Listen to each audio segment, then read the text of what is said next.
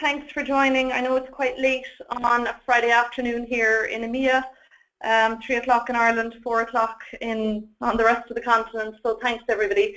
As usual, if there's any issues with sound, please just drop me a note in the chat and we'll look into that. For the guys in the US, can you hear me okay? Loud and clear. Good. Okay, great. Okay, so today's webinar, it's an internal session. This is supposed to be a deeper dive into our new data analytics solution, which is releasing here in EMEA next week on the 3rd of November. The name of the solution is StorageCraft File Backup and Recovery with Backup Analyzer. You can see the logo here on the presentation. Yes, you're not mistaken. There has been a change since last we spoke. There has been a decision made by management, by product management marketing, and there's been a general response to what the sales team notably has been asking for sales across the world. So this is the name of the product that we're releasing next week, StorageCraft File Backup and Recovery with Backup Analyzer. Okay, so there's lots of people on the line here today, and it really will be a demo more than presentation slides today. Okay, so we have Rob Walton, product marketing. Rob is going to sit in the background, but he'll be there to answer any questions that are needed. We have Seth Hopwood, sales engineer, Scott Holwinski, who would have been one of the founders of Gilware, and Sean Massey, who has done previous training sessions for us. So thank you, everybody. There's a big team, so I spoke to everybody in EMEA. Any questions we have, you really need to put those questions today. Now, I know unfortunately this is a webinar, so that we can't have everybody talking at once, and we would have loved to do this, you know, on a more of a meeting basis, but you know, there's a maximum of 25 people on GoToMeeting, so we're going to go through webinar. Ask all of your questions, and we will go through all of them at the end. So again, any questions that you guys have, and I know that you have questions because I'm getting some of them. You know, we were at the EMEA QBR last week. There's lots of questions, so today is the opportunity to get answers to any questions that you may have.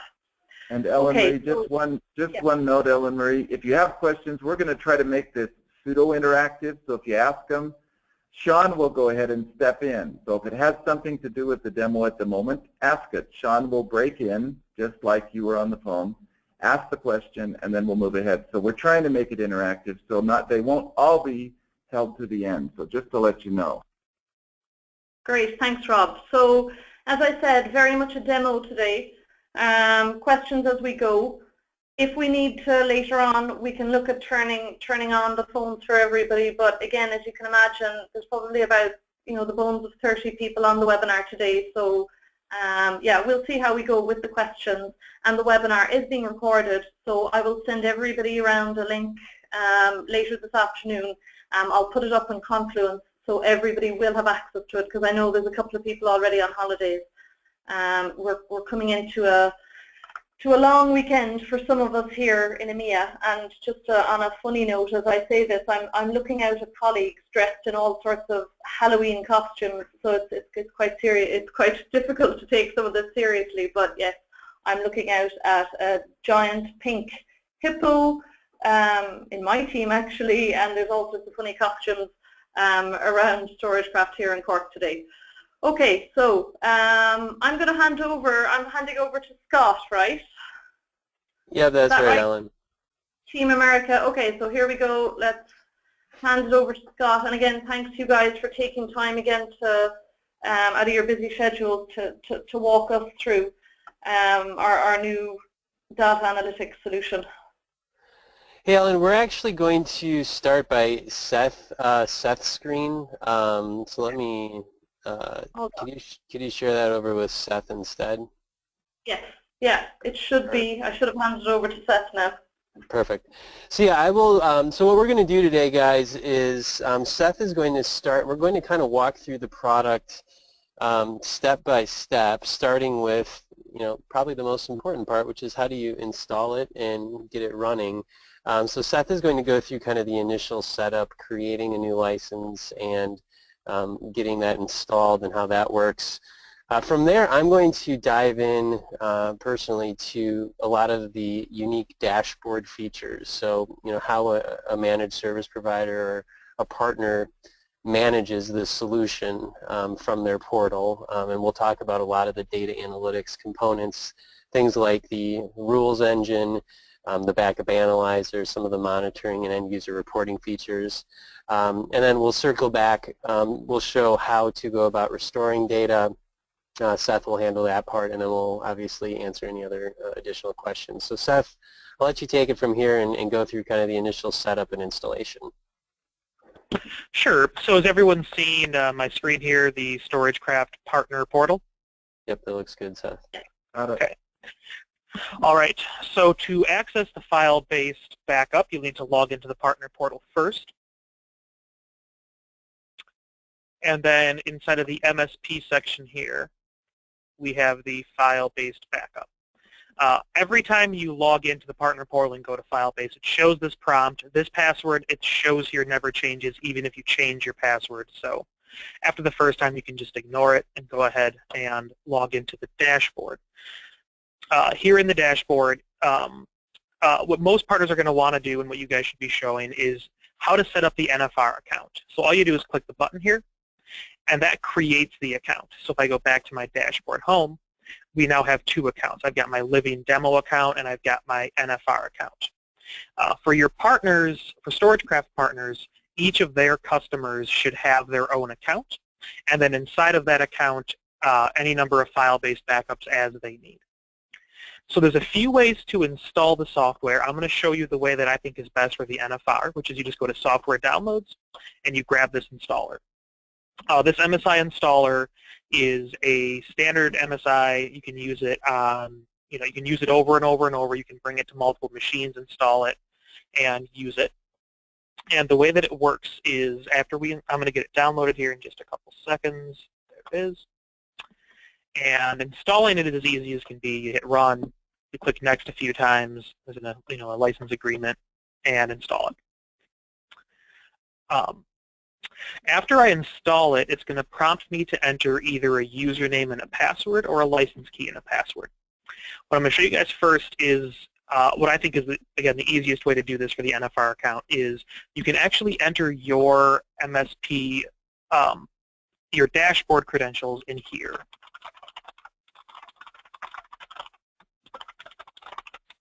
And what it does is it actually connects to the file-based dashboard, and it says, okay, do you want to connect to an existing account or make a brand new account?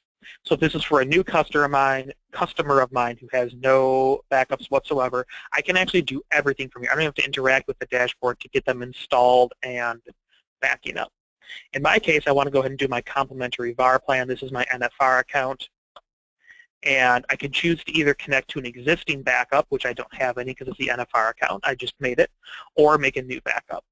This option is really cool because if my machine were to have a real backup and fail, I could actually install this on any new machine, log in with my dashboard credentials, point it to that backup, and rehook into it using this without having to do any sort of work. In my case, I'm going to add a new backup. It's going to take a couple of seconds here, and it's going to connect to that archive and get itself set up. When you see those tabs appear here, the install is complete. It is configured. The first thing it's going to do is it's going to run an audit. What the audit does is let the backup analyzer run and analyze your machine and get those data analytics that are very important. So it's doing that right now. It's actually scanning my entire machine and looking at every file on the machine and saying, is this file marked for backup? Should be, but isn't. Marked for backup and is backed up. Marked for backup and is out of date, as in there's been changes, not backed up. Or is it not marked for backup at all? Using that, it's able to send our dashboard information. We can run the backup analyzer on that information and do all kinds of cool things. The other ways of installing are if you actually go to an account. Oops, I need to go back to my dashboard home. Go to an account and hit add another backup. It tells you the three ways of installing. Option C is what I did, where you just install the software and log into the dashboard. Option A is I can actually name the backup in here, it'll give this specific backup that I'm creating a unique username and password. I'd log in with those where you saw me use my dashboard credentials. And it'll hook it into the archive and everything. It'll do all the configuration using that. Option B is the one I want to point out most here. This actually gives our partners a script that they can run so they can push it with their RMM tools. It'll install the software and connect it to an account. The account it connects it to is the one that I select in the dashboard. So if I wanted to do it to my NFR account, I would do it here. If I want to do it to my a production customer account, I have to go to the customer account and hit add a backup and grab this one. It's this service contract. This is a unique GUID tied to this account. So they have to be careful with that, but once they have this script here, they can push installs to that account very easily and without having to actually remote in if they can push scripts. So that's all the install stuff. I'm going to go ahead and give presentation to Scott now, and he's going to go over using the dashboard and the backup analyzer and things like that. Awesome. Thank you, Seth. You going to switch it over to me? Awesome.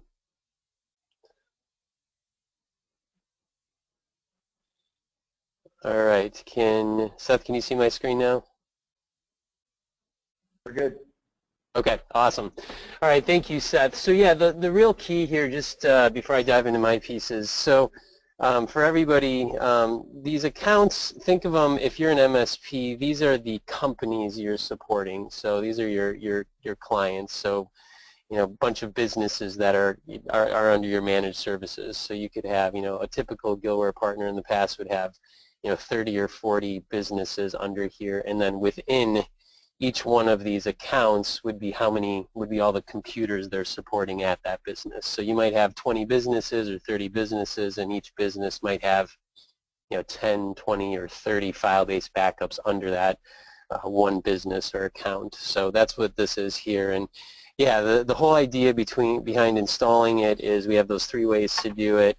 You can do it kind of onesie-twosie by the way Seth did and hooking it up to one of these accounts. Or you can do that scripted install, which is pretty handy for large deployments. So what I'm going to show is where things really get interesting with this product, which is solving a lot of the problems that has typically plagued file-level backup and recovery solutions in the past. And those problems usually center around the concept of how do you scale a solution like this. I've been talking to a lot of folks about the difference between full image backup and file level backup, and with full image you don't have to worry about what data is on this machine, this computer, this server that we're backing up. You get it all. So a lot of the questions about should I back this up or shouldn't I are taken care of because you don't have to worry about it. They're all backed up. When you start to talk about file level backup, you need to have a much deeper understanding of the data that is stored on that particular machine you're backing up, whether it's a server or a laptop or a desktop computer. With MSPs, they don't have in-depth knowledge of every computer that's under their wing. I always say that I'd be pretty confident that I could pick the files and folders that are important on my computer. But if you started to ask me to do that for my spouse or my extended family, my confidence level would get quite a bit lower. So when you're talking about file level backup, partners really need assistance in how to configure it to make sure that nothing is getting missed. And that's where a lot of the tools that I'm going to show you come in. So the first thing that I'm going to cover is what we call our intelligent rules engine. So when Seth just did that install, you'll notice he didn't actually go and start selecting what's going to back up and what shouldn't back up. It just had some kind of configuration when he did the install. So the configurations for a partner are over here on the left-hand side, backup configurations. Out of the box, they are going to get what we call a standard configuration. So it'll be their company name, standard configuration 1. This looks a little funny because for Seth it's STC Cloud Demo Seth Hopwood standard configuration 1, but it might be computer text standard configuration 1. But this is their out-of-the-box configuration that they get. Now they can create as many standard configurations as they would like. Most partners will maybe have a handful. They might have one for specific verticals that they're in. Let's say they work with lawyers and dental offices. They might have one that's for lawyers, and they might want to have one that's for dental offices, just as an example. Now, these standard configurations are much, much more than just a template. I always cringe when I hear somebody refer to this as a template. And the reason why is, to me, a template means something that you use once and then you walk away. And you might use it at install time, but after that, it's all on its own. And that's not how this works. So the standard configurations are living, breathing configurations, meaning after you do an install with this standard configuration, let's say you roll out 30 of these using this standard configuration. If 5 months down the road you go into this standard configuration and make a change to it, all 30 of those computers that you use this standard configuration on will inherit those changes. So it's living and breathing. I like to say it's a common thread that runs through all of these file-based backup solutions out in the world for a partner. And this is one of the critical ways, one of the key ways that we allow partners to scale this solution to not just a handful of computers, but thousands of computers without having to remote into all 1,000 computers to make a configuration change. They can go here, change the standard configuration, and all 1,000 computers will inherit that change. So scaling the solution, the rules engine is a really powerful part of it. Now, what is in the configuration? What you're going to see is a whole bunch of rules that have to do with different file extensions, file types, file locations, and this is what decides or determines what should back up. And almost as important, you'll see here there's a section excludes from backup. So again, as a company, we're talking about all data is not equal, and this is a really critical part of it. When you're talking about a file level backup solution and saving on storage, saving on bandwidth, you want to make sure that you're not backing up a bunch of useless information. So what we have done, and what a partner gets out of the box, is a standard configuration that has a whole bunch of excludes rules built in. Stuff like antivirus software or system files or temporary internet files from Chrome and Explorer and all these other ones. A whole bunch of excludes files or rules. Now these rules that are said are called STC master rules. These are curated by StorageCraft. So a partner, as part of his standard configuration, gets a whole bunch of master backup and excludes rules that help them get a good start, sorry about that, a good start on a configuration.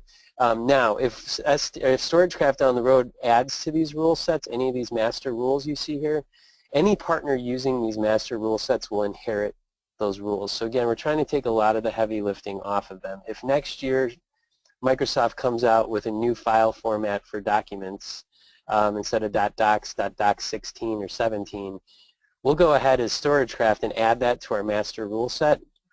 The partners won't have to go and change their configurations. They will automatically inherit that change when we add it to our master rule set.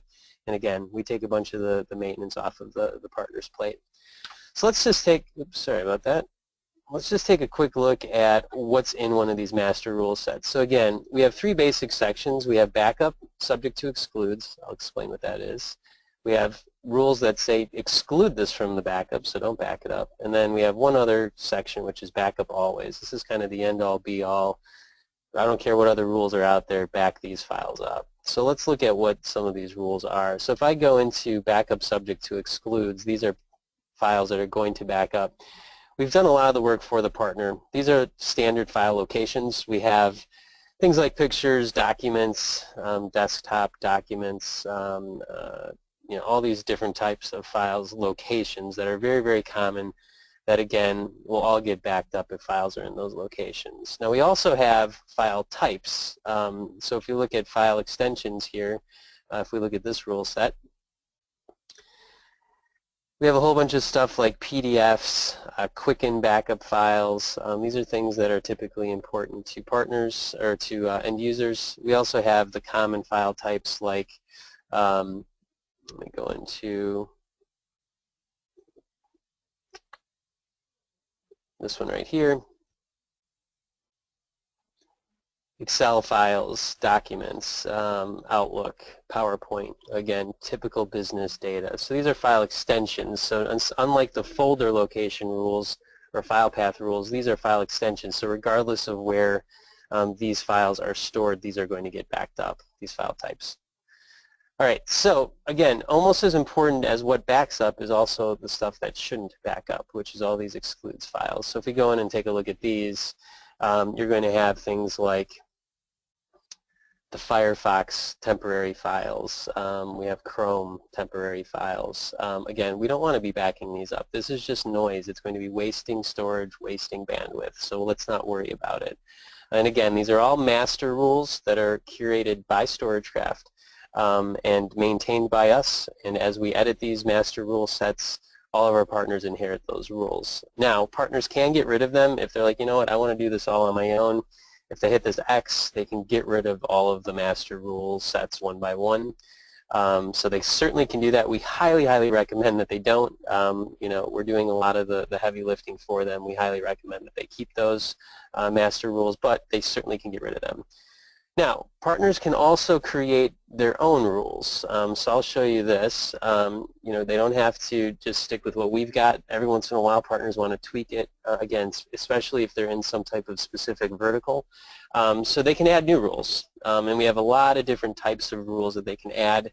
They can do directory paths. They can do file extensions, file name rules.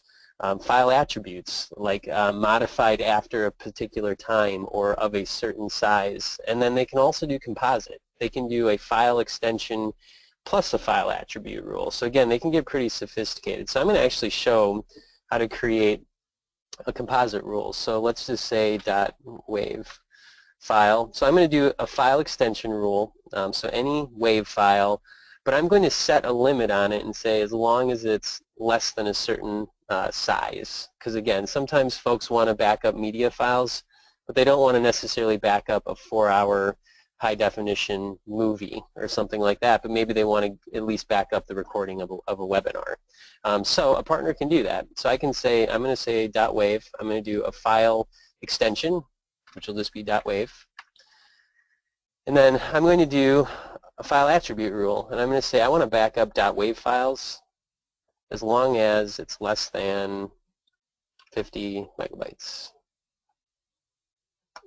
And I can apply. So now any .wave, as long as it's less than 50 megabytes, is going to get backed up. So again, really, really powerful. This is more of an advanced feature. We certainly don't recommend that partners go in and create, you know, hundreds of these, but for specific applications or a specific type of user, maybe it's the marketing department, they do want to back up a bunch of the media files, but for others they don't. They have the flexibility to create those rules right from here. Hey Scott. Yeah. How many rules and exceptions can you create in a composite rule? Oof, that's a good question. Seth, do you know the answer to that? I mean, are there limits? I don't think there's a limit, but it starts to kind of be a sanity limit. Yeah, it starts to get weird. I mean, I think I can keep adding. You know, I could do, I think, a file path. Yeah, I can do a file path on top of it. I mean, yeah, you could keep going and say .wave files in this location less than 50 megabytes. I mean, you could get crazy. Like Seth said, it's probably more of a, can you keep track of what you're actually doing? I'm going to show everybody in a second. This is one way to create rules. Probably one of the more useful ways to create rules is actually through the backup analyzer, and I'll show you guys how to do that here in a second. But yeah, I mean, Sean, I think you can keep going as long as you can keep track of what you're actually trying to accomplish. All right, so I'm going to go back to the standard configuration. So what backs up and what doesn't back up? There's a whole bunch of rules, and partners can create their own rules. The other part of a standard configuration is down here, which is the scan schedules. So this is not a continuous backup solution. As of right now, by default, it will back up. It'll run a backup scan once a day. Partners can change that right through here. Again, they don't have to remote into the end user's computer to make any of these changes. The computer phones home every 30 seconds or so, says, are there any changes to my backup configuration? If they are, or if there are, it'll download those changes. all without having to interrupt the end user. So again, partners can manage everything through this dashboard. By default, 6 p.m. every day is when it runs, but again, they can make it more frequent, so multiple times a day, and they can change, obviously, the times of day that it runs. They also, on the left-hand or on the right-hand side here, can change bandwidth usage by day. By default, this is what you get, but they could scale it up or down based on times of the day. It generally isn't a huge issue with this product. After you get your initial backup done, typically the scans are going to take a matter of a couple minutes to run because, again, we're only backing up the changes to files. So in a given day, a normal user, my computer, for example, my scan takes a couple minutes to run. So this isn't a heavy resource-intensive product. It's very, very lightweight. So the bandwidth isn't usually an issue. Probably the one time it comes into question is the initial backup, which can take a little longer if you're backing up 30 or 40 gigabytes of data. It might take a couple days to happen, so that you may want to, the partner may want to scale back the bandwidth usage in that time if they notice it at all. Scott, I have another question. Is it possible to run a script before the backup? You know, for instance, if you had a non-BSS aware application like a MySQL database to be able to maybe stop and restart the service prior to the, you know, during the snapshot? Yeah, Seth, do you want to take that one? I mean, you probably better equipped to hand. Yeah, that is an option. Yeah, you can do pre and post scan scripts. And do we have help docs for that, Seth? For doing that stuff? I'm not sure. It's right in the software on the client machine itself. Okay, I don't know if we have a document on it, but it's not hard to find. Okay. But yeah, the short answer is yes, you can do that. Okay, so that's the rules engine. That determines what backs up and what doesn't back up. It also is what allows you to change scan schedules and bandwidth usage. And again, the key takeaways from the backup configuration engine or the rules engine is, one, those master rule sets are really powerful and they're maintained by StorageCraft, and again, that's trying to help the partners in terms of, you know, getting started and maintaining those backup configurations.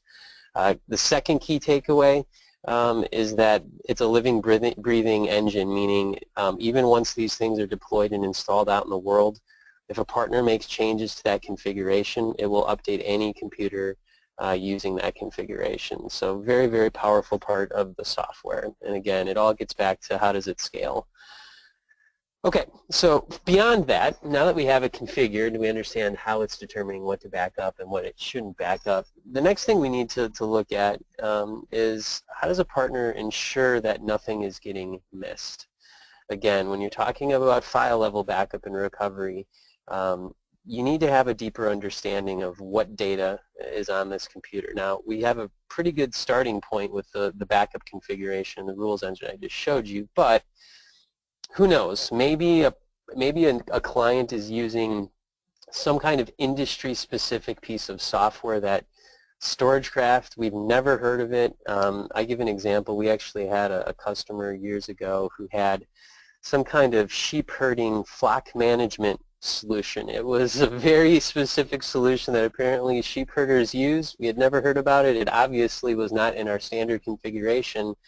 But one cool thing about the standard configuration is we can see when partners are creating new rules, and we can analyze those rules and say, hey, a whole bunch of partners are creating rules for this sheep herding software. Maybe we should add that to our master rule sets. Now, we didn't do it in that case because it was super, super specific, but just kind of shows you the power of that engine. But the cool thing is the backup analyzer is what identified that, hey, there's something that is on this machine that the partner didn't realize was important to this customer. He had never heard of this software, but the backup analyzer found it. So to get to the backup analyzer, you go into the computer details. So this is one computer that Seth is backing up, and you can click this button that's called the backup analyzer.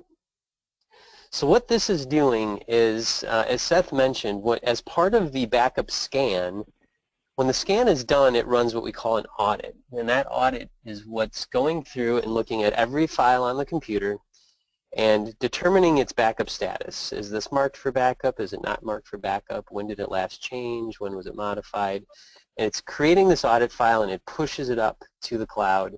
And this backup analyzer takes that file and opens it up and gives a whole bunch of great information to the partner.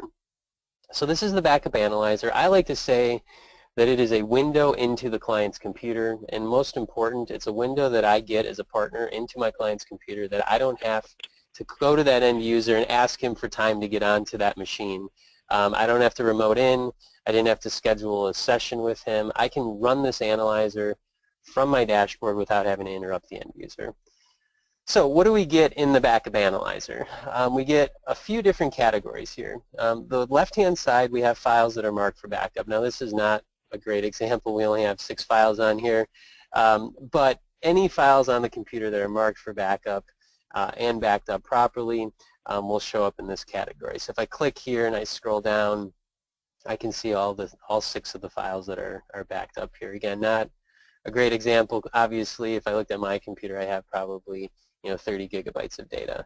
The next category that it breaks out is any incomplete backups. So if for some reason there's a file that's marked for backup, but for some reason it's not getting backed up properly, maybe it's locked and VSS isn't working properly with that particular file, it would show up here. The good thing here is there's none, but if there was one, that's an issue that the partner would want to know about. Seth, are you on? Somebody's not muted right now. I can just hear some typing. All right, the third one is the most important one. This is suggested and unaddressed files. So what does this mean?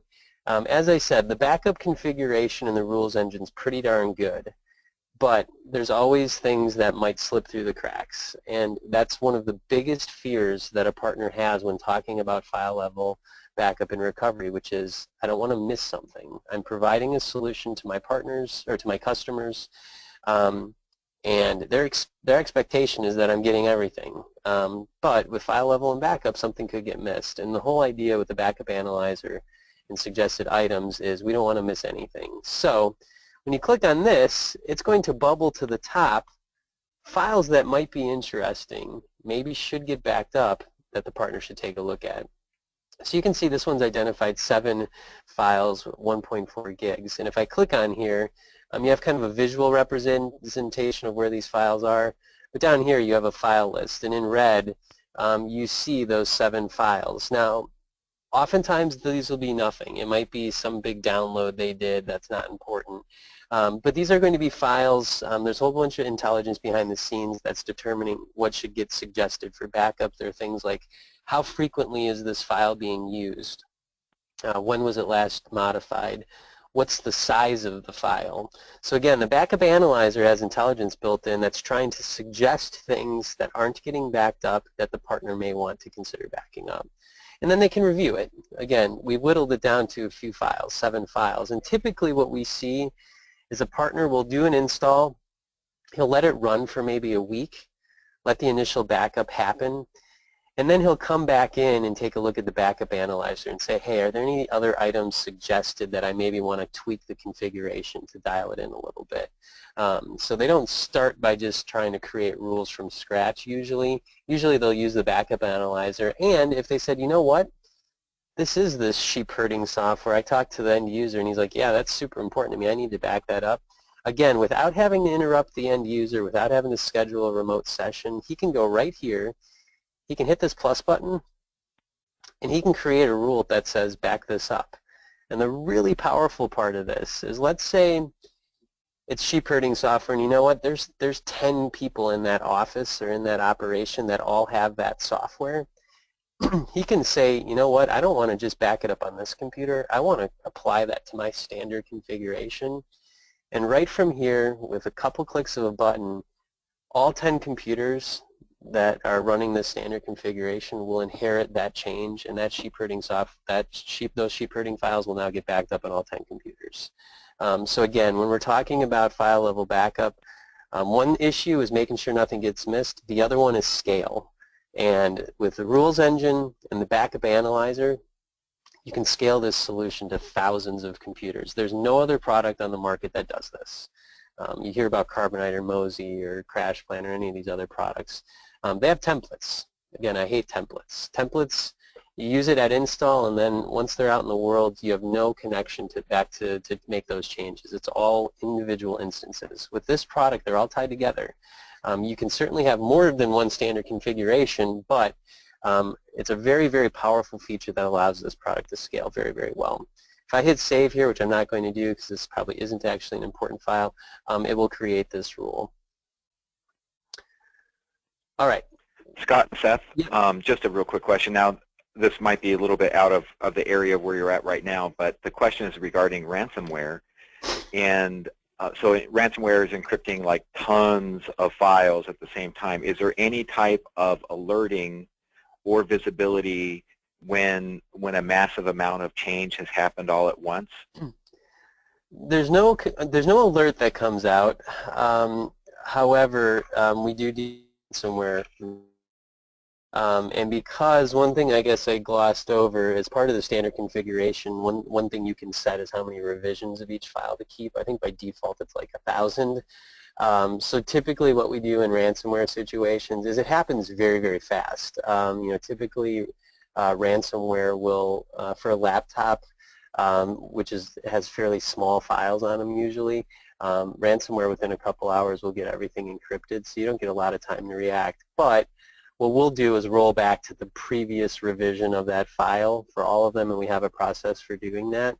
So essentially what you'll do is you'll get a recovery, which is all of the files prior to the encryption happening.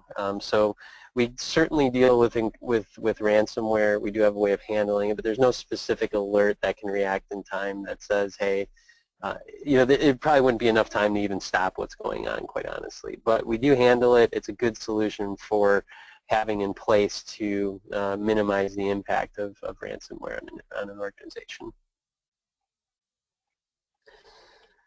Okay, so the last thing that I want to show in the backup analyzer is how to create a monitor. Now, I'm going to explain what a monitored item is in a second, but I just want to show you that from the backup analyzer is how you would create a monitored item. So to create a monitored item, you click on Files Marked for Backup, and then any file marked for backup you can monitor. And again, in 2 seconds I'll explain what it is, but you'll see this eyeball here. And you can say, I expect this file to change, meaning I would expect to get a new revision of this file every X number of days. It defaults to 7. So take, for example, a QuickBooks file. Let's say that I know that a QuickBooks file to this business owner is really, really important, and I expect him to change it at least once a week, which means I should get a new revision of that file once a week. So you can create monitored items. So where does the monitored item feature come from? Well, anybody who's familiar with Gilware knows that we started actually as a data recovery lab, and it's still a big part of what we do. So when people don't have proper backups in place, they come to us to help get that data back. And a scary statistic that I always like to share is that close to 50% of our data recovery customers who send us gear to have recovery done have some form of backup in place, and it has failed them for some reason. And the monitored item feature in our backup software came directly from one of the most common things that we see on the recovery side, which is the scenario where some backup script was running, and it was supposed to be creating a backup file every night, and then that backup file was getting backed up somewhere else. And all of a sudden the guy whose user was running that script leaves the company, or nobody realizes that that backup script is no longer running, so no new backup is getting created each night. Well, from a pure backup software standpoint, even our software without a monitor, as far as we know, the most recent copy that we have is backed up. Everything looks fine. What we don't see is that it hasn't changed for a year. And again, this happens all the time. We see it frequently on our recovery side. Well, with a monitored item, you can keep a pulse on a file. You can say, I expect to get a new revision of that file every 7 days. And if I don't, I want to get alerted about it. So the monitored item feature is super unique. I don't know of any other product on the market that has it. And it really came from a need that we saw from our recovery operation. So very, very unique feature. We don't suggest partners set up hundreds and hundreds of these, but typically for specific users within an organization, maybe the CEO or the president or the owner of a small business, maybe the accounting department, there's usually a handful of files or maybe a particular folder. You can do it for a folder, saying I expect new files from that folder every so many days. We suggest setting these monitors up for those very mission critical files or folders. All right, so I'm going to go back to show you one other thing. So if I go back to the computer detail page here, the one thing I do want to make sure everybody realizes is that beyond the standard configuration, there's also a computer-specific configuration. So you certainly can dial in. When I created that rule through the backup analyzer, I could apply it to just this computer or to the standard configuration. So if there was if I had created a computer-specific rule, they all get rolled up into this computer configuration here. Just so everybody's aware, it's not just a blanket standard configuration is all you get. You can certainly dial it into individual computers as well.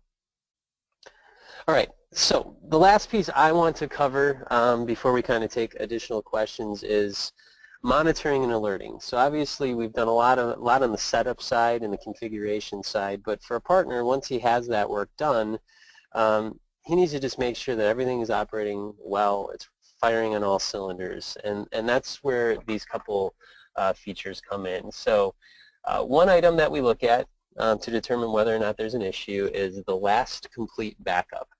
So all this is the last time that every file on the computer that was marked for backup was backed up. So everything that's marked is backed up. So for Seth's computer, it was 17 hours ago. We set a threshold of as long as it's within 7 days, we're good. Partners can modify this. They can make it less or more. But 7 days is the default. So if for some reason this computer was off for 7 days and Seth was on vacation and all of a sudden the 8th day comes along and it hasn't had a complete backup or a new backup, this will fire off an alert via email to the partner saying, hey, you need to take a look at what's going on here. The other thing that will fire an alert are those monitored items. So I should have actually created it here, but if there's any monitored items that are created and those monitored items are out of range, meaning I expected a new revision of that file, but it's been 8 days and I expected a new revision every 7, that will also fire off an alert. I'm actually going to go into the backup analyzer and actually create a monitored item quick here.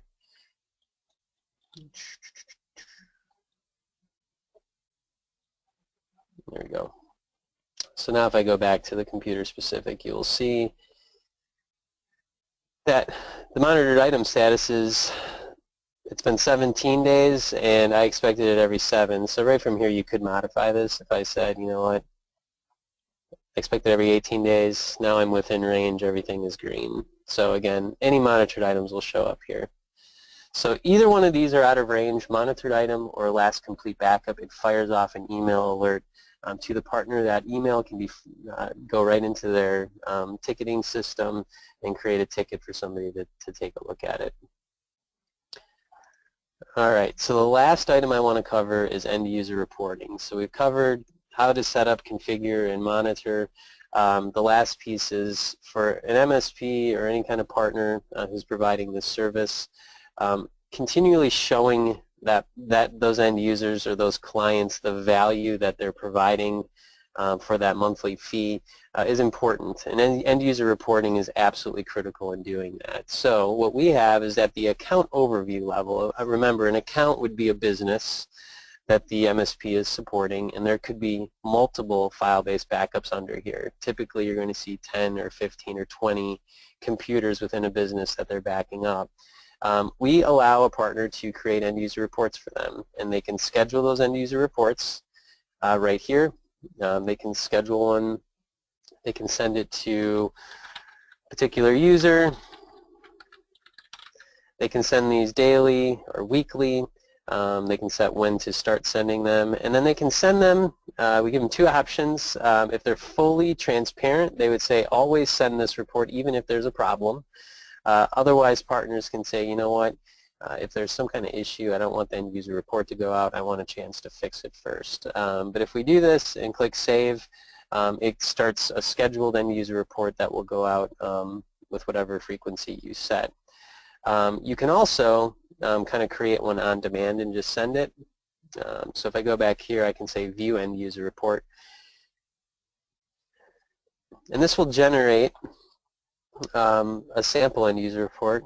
And great, it got updated. I went in by Westby prior to our demo here, and this logo got updated. It used to be Gilware here. So this is what the end user report that they get via email looks like.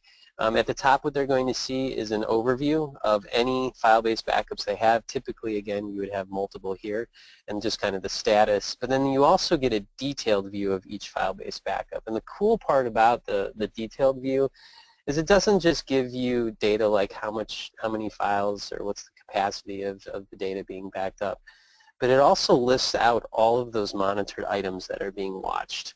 And the reason I like this feature is because it really personalizes these end user reports. Instead of just getting a generic report that says, oh, all your backups are good, it actually spells out the specific names and items that are getting monitored, which that end user is certainly going to recognize. It's their important data. It's their QuickBooks file. It's their Quicken folder. It's a really great way to kind of personalize these end user reports, and again, drive home the value that this service is providing to that end user by personalizing it with data that you know is important to them. So end user reporting is it's a very simple implementation that we have here. But it really gets to the meat of what's important to those end users, and it's a great way for the partner to continue to show their value. So with that, hey, Scott, yeah, go for it, Sean. What's the process to deprovision an account or a machine backup? Can you do that from the portal? Yeah, Seth, do you want to cover that? I can actually, do you want to just take back control? Yeah, I can do that. Do I have to hand it to you, or? I think I can take it just a second. Yeah. All right, so you guys should be seeing the same dashboard. Scott, we should make sure I'm still logged in. Okay. So there's ways to delete both a specific machine and an entire account. So for the machine, you just go to the machine name, hit Other, and delete the computer. And this account is now empty. To delete an account, you hit Account Detail. I need to go back to my dashboard here. There it is. And I can delete the account. So that's all there is to that. Very easy. Seth, can you, I think the one last thing we wanted to show was what the restore looks like. Do you have data on here that you could just kind of navigate to a file and actually restore it? Yeah, sure. So the sort of example file that I use is in my Documents folder. I have this Excel file. So I'm going to go over. I should take a step back. Sorry. If you go to where it used to be My Computer, now it's just Computer. When you install the software on a machine, it creates this. It works similar to a map drive. This shortcut here. This actually hooks directly into the archive in Utah. So this is the name of my computer. This is the name of my C volume, so it's called Acer. And then if I go to Users, laid out exactly as it was on my machine, I can go to my user account and my Documents folder. And I've got this Check Manage Excel file. So I can go in here and let's say I really messed this thing up. So I'll bring it over here. I really messed this thing up. Delete everything, save it. Now this is now junk data. Notice that it says, hey, there's changes here that I haven't backed up. Even if I back this file up, which I'm not going to bother, but if I were to back this file up or delete it or whatever kind of, really bad thing I do to it, I can go to my archive. The first thing I can do is I can right-click any file in my archive or any folder, including actually the entire archive itself. And I can delete or restore any file. Retrieve will actually, I'm actually going to, give me just one sec. I'm going to bring up my status view software here and show the Restores tab. Oh, full screen on accident. If you, come on, man. If you watch up on this screen here, you'll see it actually download and restore this file. if I hit retrieve, it actually will download the file, there it is up there, and put it back exactly where it used to be. So here it is from my archive, brought back the way it used to be. But let's say I make a bunch of changes. I'm actually going to do it. It's going to take a little bit longer than I want. Let's say I make a bunch of changes and save it and upload it. And I didn't mean to do that. What I can do is I can actually go into the archive and click on that file, and I can look at all the revision options that I have. The details here show me both when it was backed up and the modified date of the file. So this is the original one made back in 2015. Here's some changes that I made to it. Let's say I want to restore back to the original version of this file. I can hit retrieve or restore to. Restore to does the same thing, but it prompts where I want to put it. I can retrieve every and any revision of this file. So I can actually hit on revision 2 and retrieve. If you do the same file multiple times, it actually will append. Let's see, where is it? Oh, it'll call it restored, and then the same file name. That way it doesn't accidentally, overwrite anything. And if you keep doing it, it keeps just getting restored 1, restored 2, restored 3. So restoring files, you have to do it from the client machine itself. You can't do it through the dashboard or through a phone app or a web app or anything like that. It has to be on the machine itself, but very easy to restore data. Yeah, and that example that Seth just went through is a really common way that file level backup is leveraged by users. Everybody always thinks about, well, the complete disaster recovery where the computer was stolen or the hard drive failed. But when it comes to file level backup, a lot of the situations are, man, I was working on this presentation for hours and I saved over the top of a previous version, and man, I really want that old version back. So the revisioning is a great way to say, yeah, I can get that old version back. It happens all the time. So, or accidental deletion, or you name it. So a lot of times it's user error or user oversight that results in wanting to recover just a handful of files or even an individual file. Sorry, it's Ellen Marie here. Just a quick question in terms of that restoring directly from the machine as opposed to from the dashboard. Is that pretty much the norm when it comes to restoring with even competitive file and folder solutions? There's different options. There's different options out there. There are certainly solutions that allow for recovery through the dashboard, and actually it is not part of this product yet, but we do have an internal tool that does allow for it, and it is, if not the top of the list, very, very near the top of the list to get that made out or built out for production very, very soon, because it is a request that partners make. It's not one that has ever prevented any kind of sales, but it's certainly a nice to have, and it's, like I said, it's a feature that's very near the top of the list to get knocked out here very soon. Okay, thank you.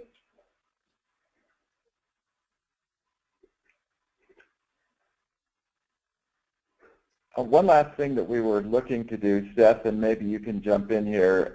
You hear from partners all the time with maybe some of the top questions you typically get, and you know how it is in support. 20 problems bubble to the top all the time. What would you think are the top 1 or 2 or 3 key questions that you get all the time from partners that might be useful here?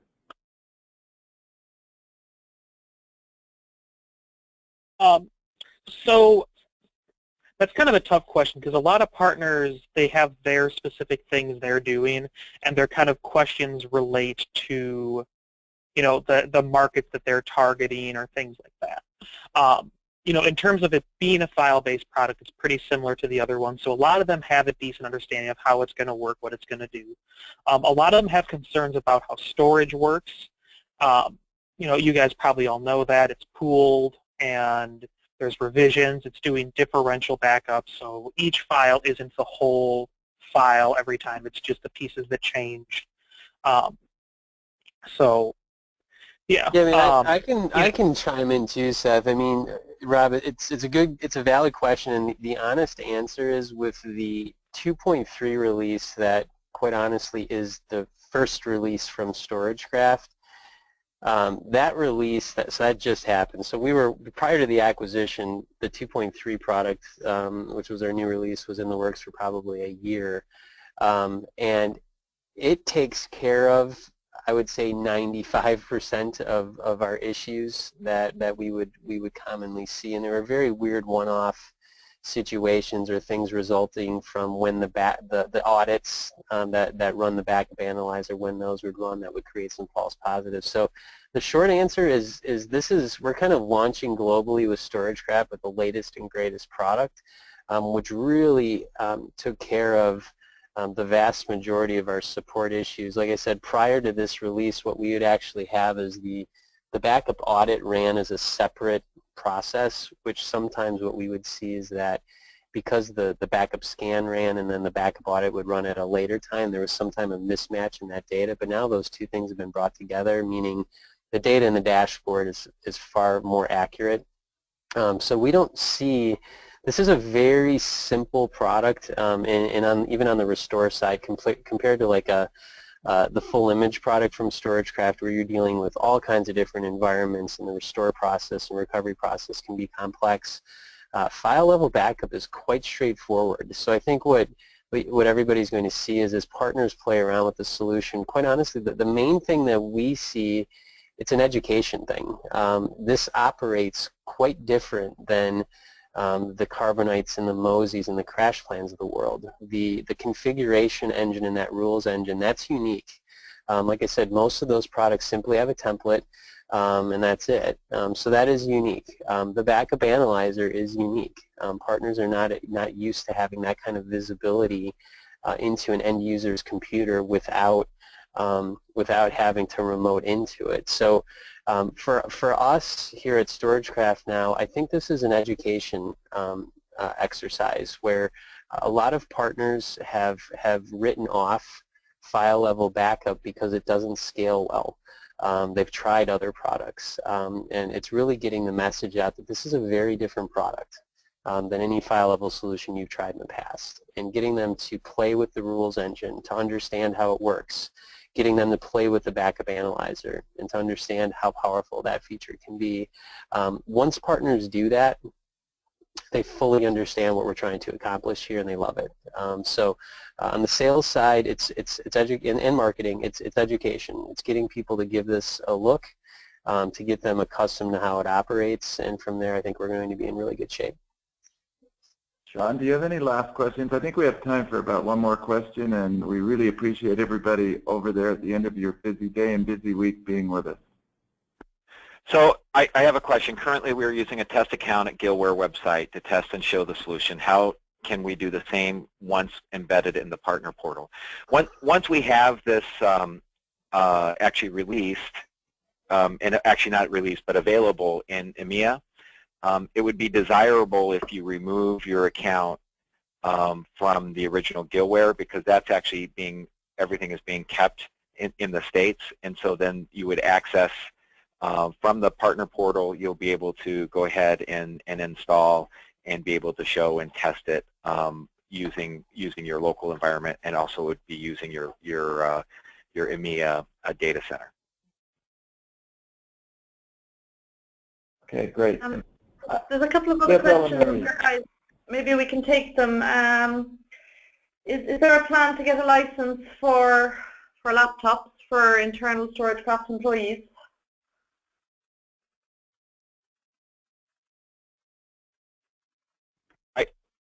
I don't think that, and I'll talk with, chat with Dave McConkey, because he's the product manager on that, but I believe that for the internal folks, yes, we would want you to use it, and it's a great way to demo it and to show it off. So, and I'll make sure that we have like the process outlined for you to be able to do that. But yes, you should be able to do that on your laptops. Brilliant. Yeah, it would be very practical. And one last question. Normally, we don't like to see multiple backup products on the same computer, as they may interfere with each other. What about file-based and Shadow Protect combo? Can they get in each other's way? they can indeed get in each other's way because they're both using the VSS framework.